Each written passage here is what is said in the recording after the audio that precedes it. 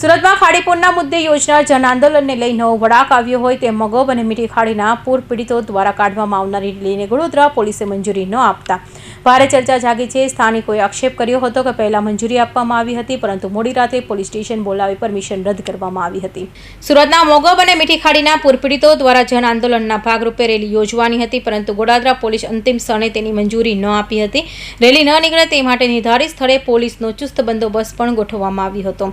સ્થાનિક જણાવ્યા મુજબ પહેલી રેલી માટે મંજૂરી આપવામાં આવી હતી, પરંતુ મોડી રાત્રે પોલીસ સ્ટેશન બોલાવી મોબાઈલ જપ્ત કર્યા બાદ પરમિશન રદ કરવામાં આવી છે। કેટલાક સ્થાનિકો એવો પણ આક્ષેપ કર્યો હતો કે પોલીસ અધિકારીઓએ તેમને અમારા પર ઘણું દબાણ છે તેવી વાત કહી હતી।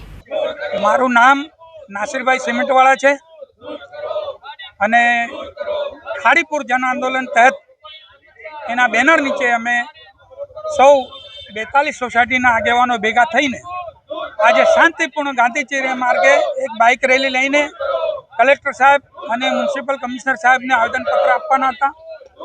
અમે પોલીસ ડિપાર્ટમેન્ટ પાસે પરમિશન માટેની કાર્યવાહી કરી, અમારા આગેવાનોના જવાબો લીધા, અમને હા પાડી અને પછી અચાનક રાતના કોઈ કારણસર આ રેલીની પરમિશન રદ કરી રેલી નીકળશે નહીં એવો અમારી પર પ્રયાસ થયો, પ્રેશર આવ્યો। અમે આ પ્રેશરથી ગભરાવાના નથી।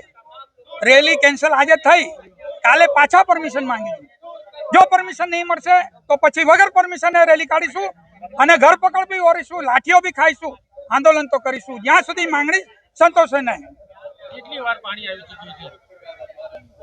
આ 10 વર્ષથી પાણીની સમસ્યા છે, જટિલ સમસ્યા છે અને સરકાર માટે આ મુદ્દો નાસુર છે। સરકાર સારી રીતે જાણે છે। 3500 કરોડનું નુકસાન હજુ સુધી થઈ ગયું છે લોકોનું। 60,000 પરિવારો આ પીડાના પ્રભાવિત થાય છે। આ પીડાથી